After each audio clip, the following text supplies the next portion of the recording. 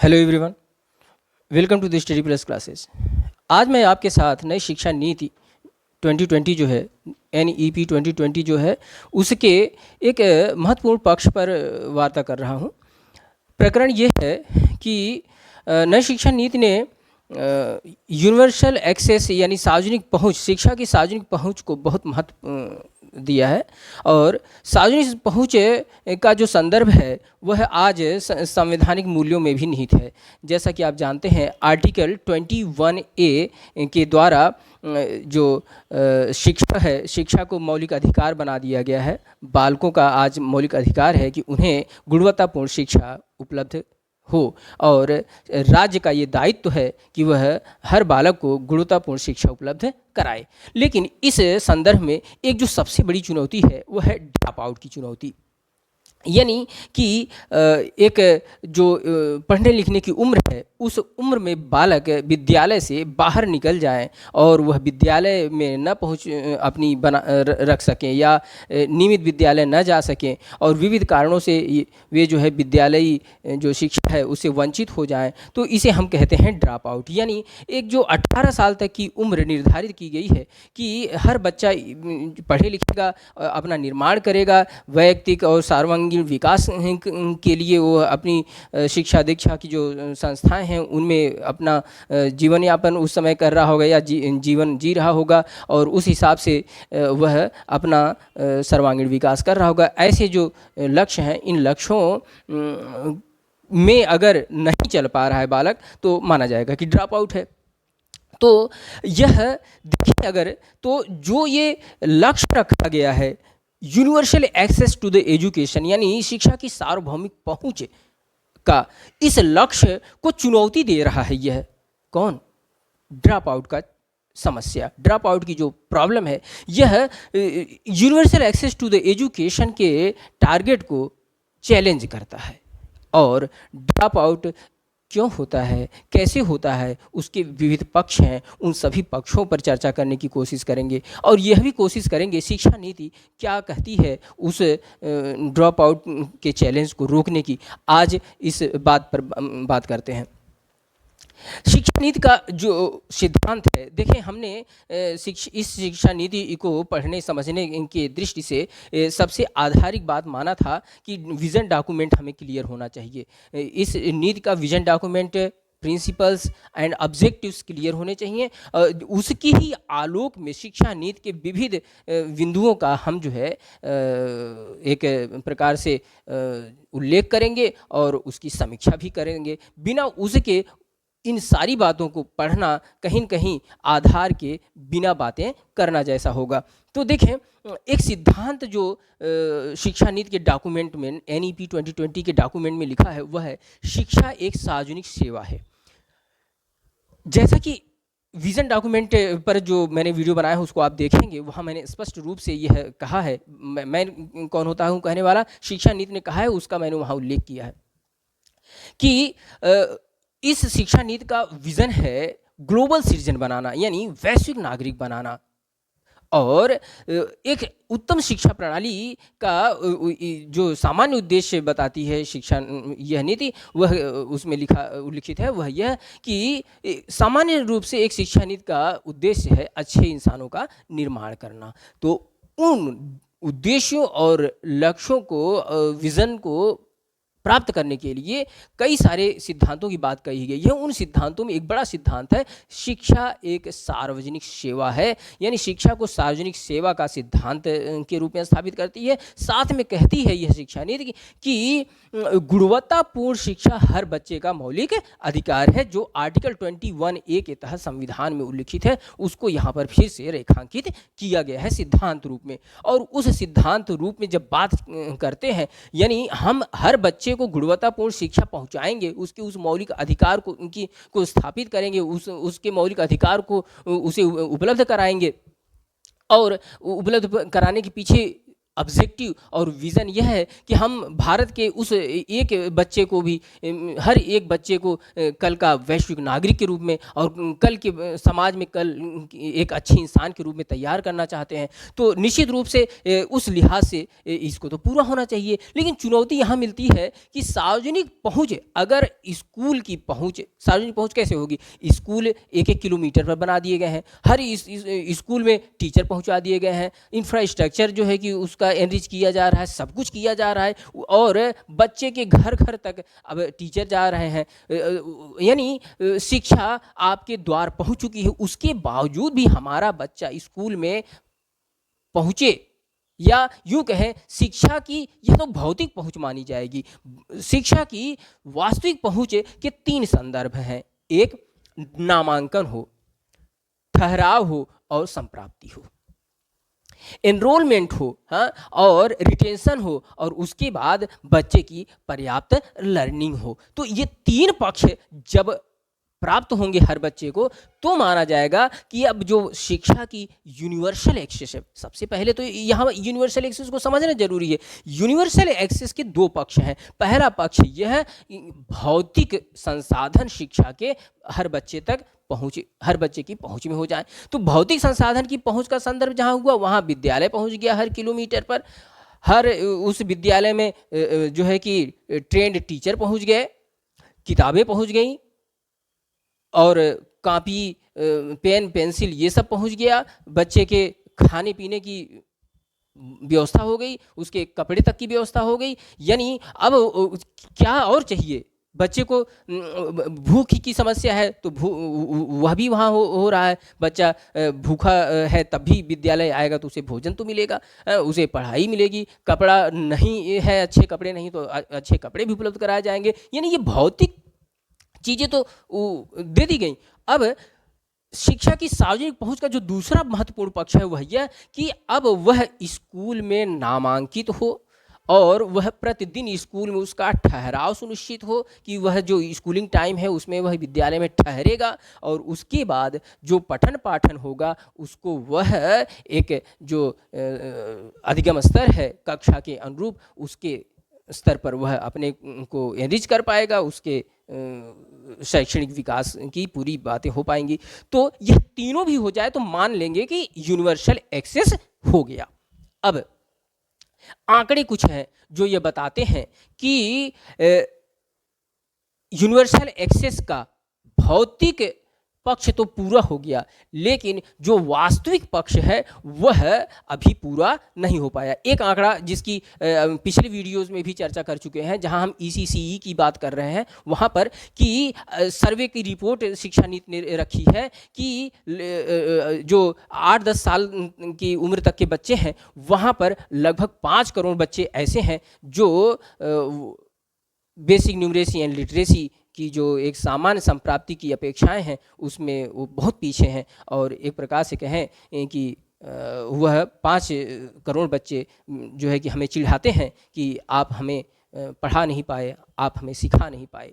तो एक वो आंकड़ा जो बताता है कि यूनिवर्सल एक्सेस तो वास्तव में नहीं पहुंच पाया, भौतिक पहुंच तो हो गई लेकिन वास्तविक पहुंच नहीं हो पाई। और दूसरे आंकड़े जो और हैं जिससे ड्रॉप आउट शब्द रेखांकित या परिभाषित हो जाता है, वह देखिए आंकड़ा क्या है। एक आंकड़ा है GRE यानी ग्रॉस इनरोलमेंट रेशियो का, वह यह कक्षा 6 से 8 तक में 90.9% बच्चे देश के एनरोल्ड हैं। आज की जो देश के बच्चों की आबादी है वह उसका 90.9% बच्चा 6 से 8 तक में पढ़ रहा है। फिर 9 और 10 में यह आंकड़ा हो जा रहा है 79.3। आप देखें अगर हम इसको 80 मान लें मोटे तौर पर तो इससे 10% कम हो गया। यानी 10% बच्चे जब कक्षा 8 के बाद 9 और 10 वाली बात आई मैट्रिक लेवल की तो वहाँ पर वे विद्यालय से बाहर हो गए। और अब उसके आगे की बात करें क्लास 11 और 12th में, तो आंकड़ा जो शिक्षा नीति के डॉक्यूमेंट में है वही आंकड़ा लिए हैं। 56.5% बच्चे यहाँ पर स्कूलों में हैं। और अगर आप इसे से तुलना करें, यह अगर हम मोटे तौर पर 80 मान रहे हैं और यह 56 है, इसको जो है कि 56 ही रहने दें, तब भी देखिए जो है कि 80 और इसमें कितना बड़ा अंतर आपको मिल रहा है। और ये बच्चे लगभग 24% फिर से यहाँ पर क्या है, कम हो गए। और यह जो बच्चे स्कूल से बाहर चले गए, इन्हें बाहर नहीं जाना था, ये अभी 18 साल की एज के अंदर वाले बच्चे हैं और इन्हें स्कूल से बाहर नहीं होना था और ये स्कूल से बाहर हो गए हैं। और कुल मिलाकर के अगर हम देखें, इसे हम जो है 56% माने, तो देश की 100% आबादी का जो है वह 54% बच्चा बाहर है। ये 54% बच्चे जो 18 साल तक की शिक्षा अपनी ग्रहण नहीं कर पाए, 18 साल तक की उम्र तक शिक्षा नहीं ग्रहण कर पाए, कक्षा 12 तक की शिक्षा नहीं ग्रहण कर पाए, कारण कुछ भी हो, लेकिन यही बच्चे व्यवस्था में, शिक्षा की व्यवस्था में ड्रॉप आउट कहलाते हैं। और ये यूनिवर्सल एक्सेस की जो हमारी महत्वाकांक्षा है, जो हमारा राष्ट्रीय लक्ष्य है, जो हमारे राष्ट्र के निर्माण का लक्ष्य है, राष्ट्र का निर्माण नागरिकों से होता है। और नागरिक हमारे अगर जो 18 साल की उम्र तक के बच्चे हैं, वे कल नागरिक हो गए और ये अगर शिक्षा नहीं प्राप्त कर पाए, गुणवत्तापूर्ण शिक्षा नहीं प्राप्त कर पाए, निश्चित रूप से हम अच्छे नागरिकों का निर्माण नहीं कर पाएंगे। और हमारी महत्वाकांक्षी लक्ष्य को यह जो आंकड़े हैं वो चिढ़ा रहे हैं। और इसे ही शिक्षा नीति 2020 ने, 2020 की NEP ने अपनी बड़ी महत्वाकांक्षाओं या बड़े लक्ष्यों के रूप में रेखांकित किया है और तय किया है कि अब हम इस ड्रॉप आउट को रोकेंगे और यूनिवर्सल एक्सेस को वास्तविक और प्रामाणिक रूप से स्थापित करेंगे। बिना इस ड्रॉप आउट की समस्या का समाधान किए हम वास्तविक और प्रामाणिक रूप से शिक्षा के सार्वजनिक पहुंच की लक्ष्य को प्राप्त नहीं कर सकते हैं। तो यानी राष्ट्रीय अभियान का एक दूसरा हिस्सा होगा, वह ड्रॉप आउट की समस्या का समाधान करना होगा। तो देखें, पुनः लक्ष्य के रूप में 2020 की NEP ने पुनः लक्षित किया है यह कि 2030 तक बाई 2030 इस pre school to secondary school, यानी ये अब तो 3 साल की उम्र से बात की जा रही है, 3 साल से 18 साल की उम्र तक का जो बालक है, हम उसे 100% इनरोलमेंट के दायरे में लाएंगे। यूनिवर्सल एक्सेस का जो पुनः निर्धारित लक्ष्य है वह यह कि हम सेकेंडरी लेवल तक के बच्चों को 100% इनरोलमेंट के दायरे में लाएंगे और 2030 तक इस लक्ष्य को हम हासिल करेंगे।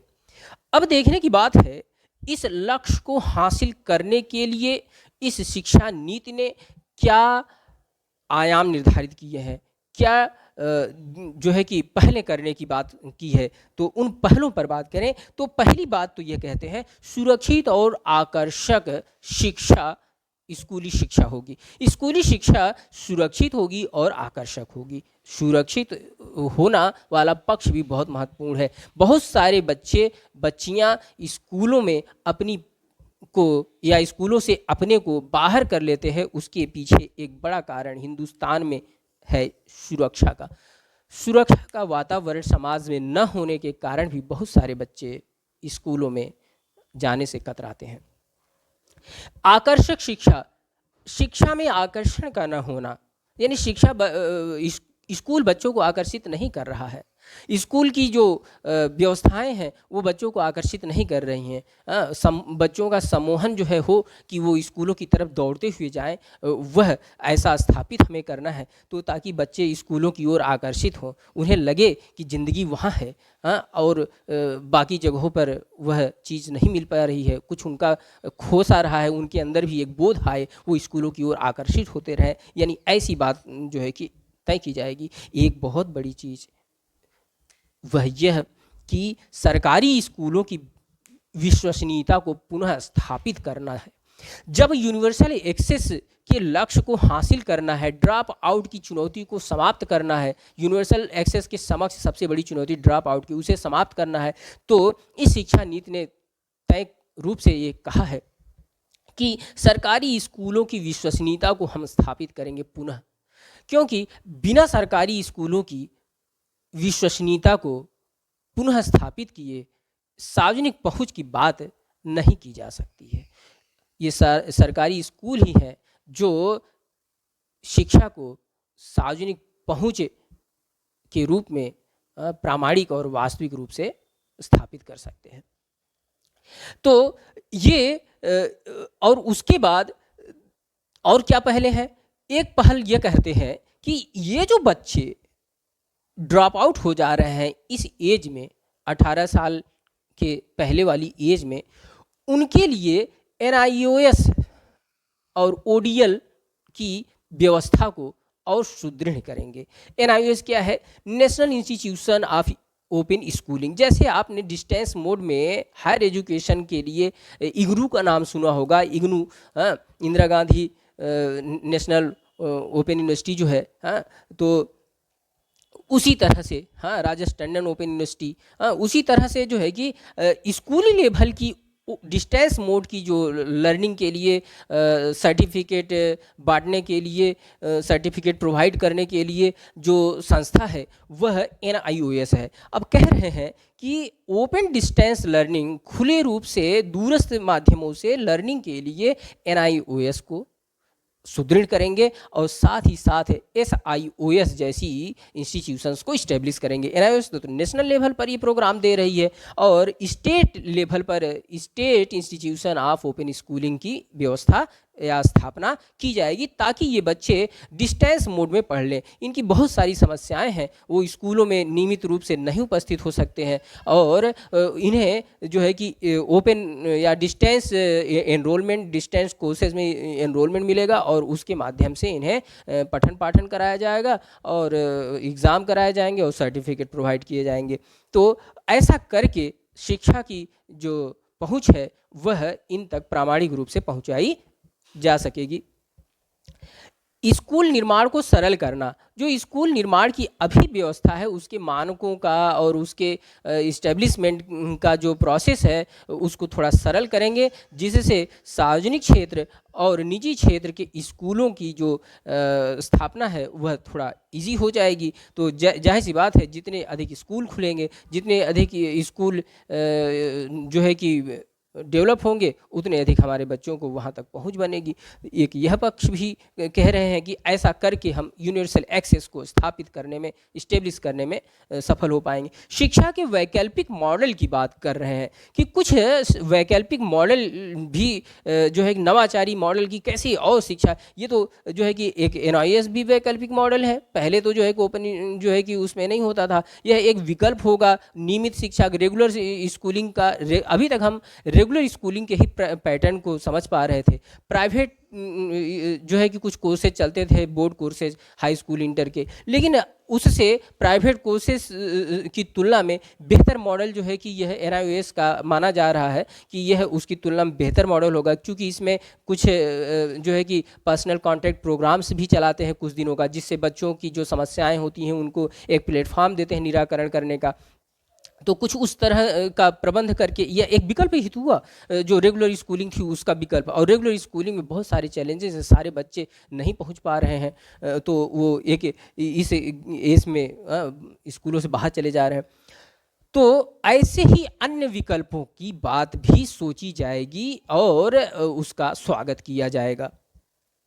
कह रहे हैं स्वयं सेवियों की मदद ली जाएगी, NGOs की मदद ली जाएगी। NGOs जो है कि शिक्षा की सार्वजनिक पहुंच, गुणवत्तापूर्ण शिक्षा की सार्वजनिक पहुंच के लिए पहले करें और उनका स्वागत है। समुदाय जो है, कम्युनिटी जो है, जो समाज है, समाज और समुदाय का जो है कि सहयोग लिया जाएगा। परोपकारी प्रवृत्ति के लोगों को शिक्षा में आने के लिए बढ़ावा दिया जाएगा, उनके प्रयासों को जो है कि स्वागत किया जाएगा, ताकि वे अपनी सोच, ऊर्जा और संसाधनों से समाज को, देश को और समाज और देश के नवनिर्माण के लिए शिक्षा के माध्यम को आगे बढ़ाएं और उसे मजबूत करें। एक एक बच्चे की ट्यूटरिंग की व्यवस्था होगी, हर बच्चे की ट्यूटरिंग की व्यवस्था। यह जो एक और सिद्धांत, पहला ही सिद्धांत आप देखें वहाँ पर है शिक्षा नीति के इसी डॉक्यूमेंट में मेरा वो वीडियो जरूर देखिए जो विजन डॉक्यूमेंट का है। उसमें पहला ही सिद्धांत है कि इंडिविजुअल डिफरेंसेस को स्वीकार करना, उसकी स्वीकृति, आइडेंटिफाई और उसका डेवलपमेंट करना, यह पहला सिद्धांत है विजन और ऑब्जेक्टिव को प्राप्त करने का। वहाँ के लिहाज से हम अगर देखें तो यह एक एक बच्चे की ट्यूटरिंग की बात की जा रही है, वह महत्वपूर्ण है। क्यों? अब यूनिवर्सल एक्सेस का जो संदर्भ है उसमें हमने कहा ये तीन पक्ष जो है यह वास्तविक पहुंच को निर्धारित करते हैं।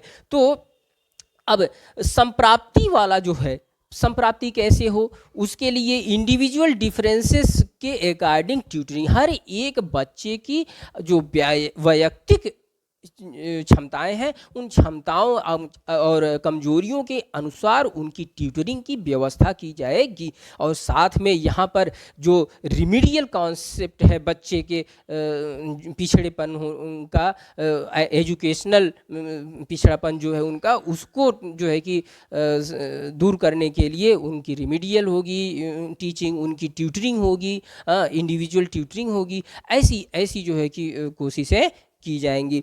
साक्षर स्वयं सेवक, जो समाज में पढ़े लिखे हैं वो स्वयं सेवक के रूप में, यानी स्वयं ही पढ़ाने, एक पढ़ाई एक पढ़ाए 10, ऐसे जो है कि कुछ महत्वाकांक्षी सोच और विचार को समाज में स्थापित किया जाएगा। लोग जो है कि अपने खाली समय में बच्चों को पढ़ाएं, क्योंकि ये बच्चे देश और समाज की धरोहर हैं, कल यही इस देश की पहचान बनेंगे, तो उन्हें जो है कि शिक्षा के माध्यम से आगे बढ़ाएं, ऐसी बात है।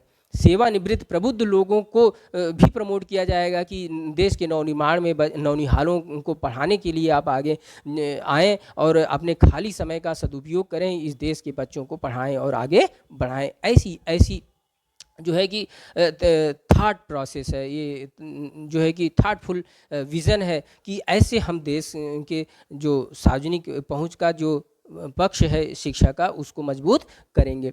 अब देखने की एक बात यह है कि वंचित वर्ग कौन है। शिक्षा के मायने में, शिक्षा के प्लेटफॉर्म पर वंचित वर्ग की परिभाषा क्या है? वह कोई सा भी व्यक्ति, वह कोई सा भी बालक जो शिक्षा की, गुणवत्तापूर्ण शिक्षा तक जिसकी पहुंच नहीं है, वह वंचित है। और यह कौन कौन है? चिन्हित रूप से आते हैं बालिकाएं।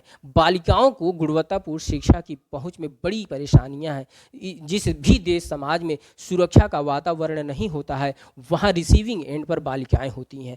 तो हमारे भी देश समाज में यह चुनौती अभी बरकरार है। तो नंबर 1 पर वंचित वर्ग के रूप में, शिक्षा के प्लेटफॉर्म पर वंचित वर्ग के रूप में बालिकाएं हैं। वे अगर विद्यालय तक पहुंचती हैं तो अपने पसंद के विद्यालय तक नहीं पहुंचती हैं, अपने पसंद के विद्यालय तक पहुंचती हैं तो अपने पसंद के कोर्स तक नहीं पहुंचती हैं। कभी कभी तो ऐसा भी होता है कि साइंस साइड से पढ़ना चाह रहे हैं, अभी तो नई शिक्षा नीति ने साइंस साइड, आर्ट साइड वाला बवाला ही ख़त्म करने की बात करी है कि ऐसा चीज़ें ख़त्म हो जाएंगी, जो जिस विषय को पढ़ना चाहता है पढ़ेगा और वो चयन विषय चयन में लचीलापन वाला जो सिद्धांत है वो बहुत गजब का चेंज ला देगा। देखिएगा, यूनिवर्सल एक्सेस के परिप्रेक्ष्य में, शिक्षा की यूनिवर्सल एक्सेस के परिप्रेक्ष्य में, ये कार्यक्रमों की चयन में लचीलापन जो है वह भी एक बड़ा रोल अदा करेगा।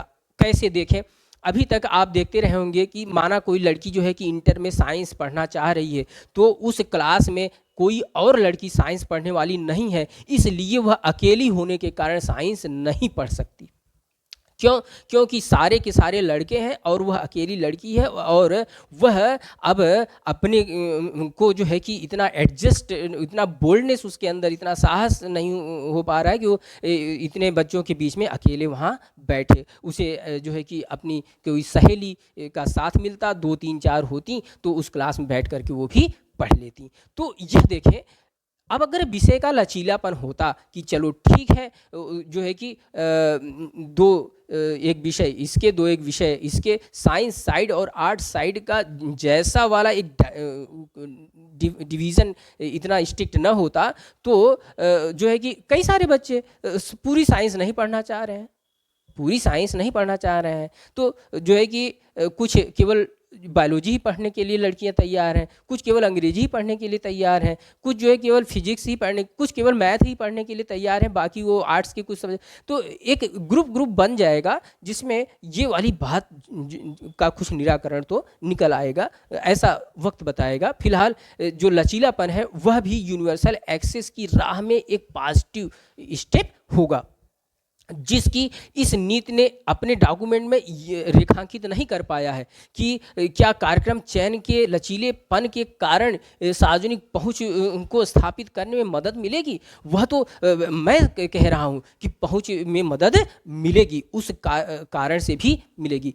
अब दूसरा, प्रवासी मजदूरों के बच्चे, यह जो लोग जो है कि कहीं प्रवास पर गए हैं, वहाँ मजदूरी कर रहे हैं, रोजी कमा रहे हैं, पेट पालन के लिए गए हैं, तो अब वो अपने बच्चों के लिए वो सारी सुविधाएं उपलब्ध वहाँ नहीं कर पाते हैं, वहाँ विद्यालय नहीं है या विद्यालयों तक उनकी पहुँच नहीं, तमाम स्थितियाँ हैं। तो उनके लिए भी वे भी एक प्रकार से वंचित वर्ग में आए, तो उनके लिए भी बात की जाएगी। और सामाजिक और आर्थिक वंचना के जो भी इकोनॉमिकली एंड सोशल एस्पेक्ट्स हैं वंचना के, उन सब का भी निराकरण करते हुए सबके पास गुणवत्तापूर्ण शिक्षा की पहुंच स्थापित करना इस शिक्षा नीति का एक बड़ा लक्ष्य है, क्योंकि हर किसी को गुणवत्तापूर्ण शिक्षा उपलब्ध कराने के लिए यह शिक्षा नीति कृत संकल्पित है।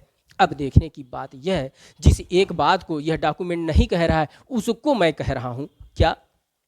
आर्टिकल 45, जब ECCE की बात मैं कर रहा था तो मैंने कहा, सीधे रूप से यह घोषित किया है कि ECCE को लागू करके की कॉन्सेप्ट को ला करके इस शिक्षा नीति ने आर्टिकल 45 में दिए गए जो नीति निर्देशक तत्व हैं संविधान में, उसको लागू कर दिया कि राज्य जो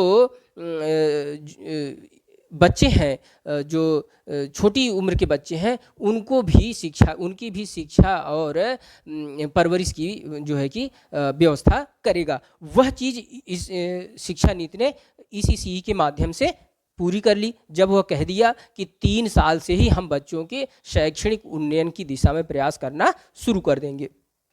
अब दूसरा पक्ष, यहाँ मैं संविधान के 3 आर्टिकल्स का कोरिलेशन स्थापित करके यूनिवर्सल एक्सेस के संबंध में आने वाले मुद्दों को रखना चाहता हूँ, और यह बहुत महत्वपूर्ण मुद्दे हैं। क्या? पहला तो सरकार ने पूरा कर दिया आर्टिकल 45।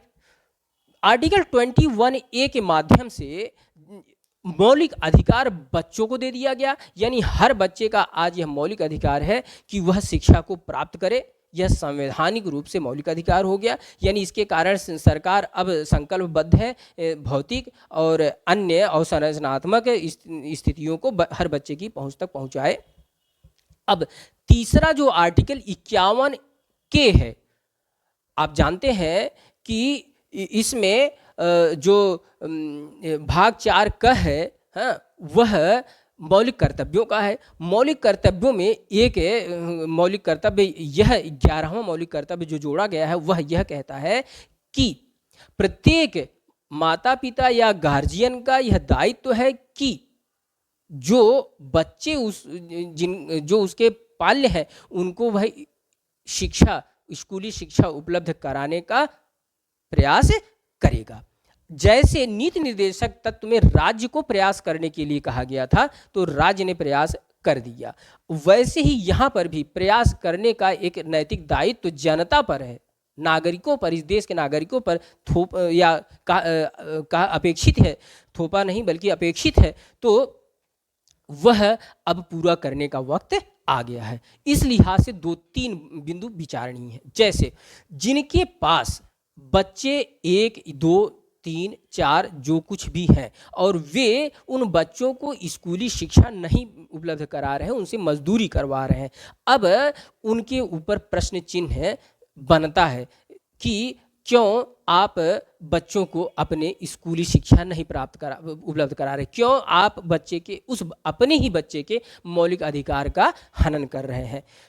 तो यह उनसे प्रश्न पूछा जाना अब चाहिए। क्यों? क्योंकि आप माता पिता होने के कारण बच्चे के मौलिक अधिकार का हनन करने के अधिकारी नहीं हो जाते हैं।